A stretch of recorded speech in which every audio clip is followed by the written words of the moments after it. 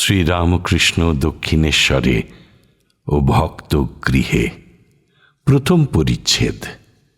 শ্রীরামকৃষ্ণ বলরামের মন্দিরে রাখাল, মাস্টার প্রভৃতির সঙ্গে।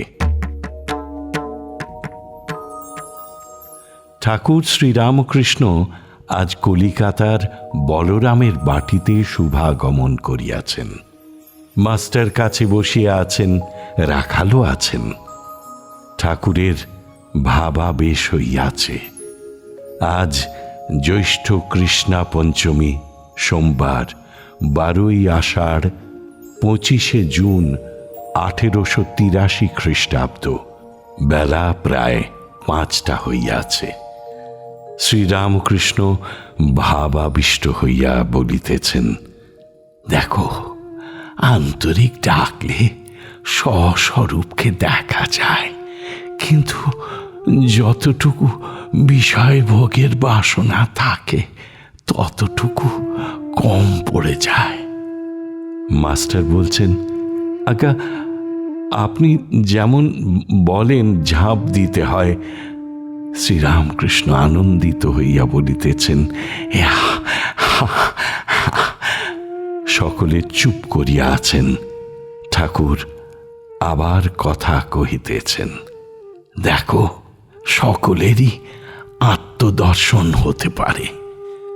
মাস্টার বলছেন, আজ্ঞা, তবে ঈশ্বর কর্তা, তিনি যে ঘরে যেমন করাচ্ছেন, কারুকে চৈতন্য করেছেন, কারুকে অজ্ঞান করে রেখেছেন। স্বস্বরূপ দর্শন, ঈশ্বর দর্শন বা আত্মদর্শনের উপায় আন্তরিক প্রার্থনা, নিত্যলীলা যোগ। না না, তাকে ব্যাকুল হয়ে প্রার্থনা করতে হয়। আন্তরিক হলে তিনি প্রার্থনা শুনবেন গো। একজন ভক্ত প্রশ্ন করছেন, আগে হ্যাঁ, আমি যে রয়েছে তাই প্রার্থনা করতে হবে। লীলা ধরে ধরে নিত্যে যেতে হয়, যেমন সিঁড়ি ধরে ধরে ছাদে ওঠা। নিত্য দর্শনের পর নিত্য থেকে লীলায় এসে থাকতে হয় ভক্তি ভক্ত নিয়ে।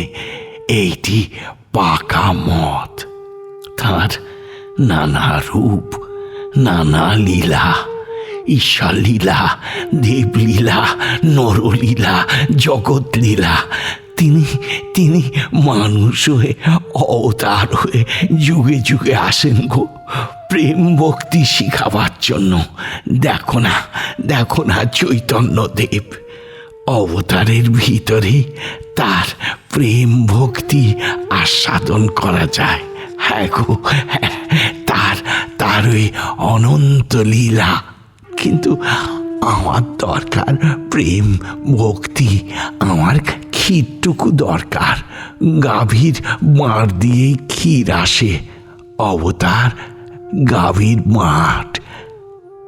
ঠাকুর কি বলিতেছেন যে আমি অবতীর্ণ হইয়াছি, আমাকে দর্শন করিলে ঈশ্বর দর্শন করা হয়।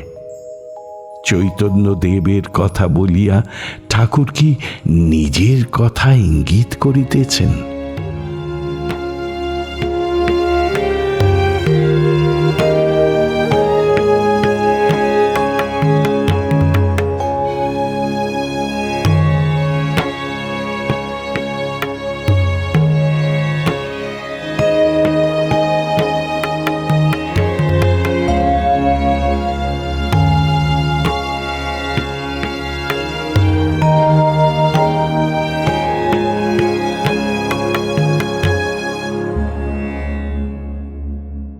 ঠাকুর ও মায়ের চরণে আপনাদের সবার মঙ্গল কামনা করি। লাইক করুন, শেয়ার করুন, অন্যকে দেখার সুযোগ করে দিয়ে পুণ্য লাভ করুন।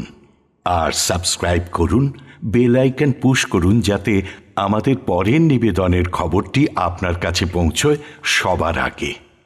অমৃত কথন এই অনুষ্ঠানের আঙ্গিনা থেকে আপনাদের সবার সুখ, শান্তি, সমৃদ্ধি কামনা করে বলি হরি ওম রামকৃষ্ণ।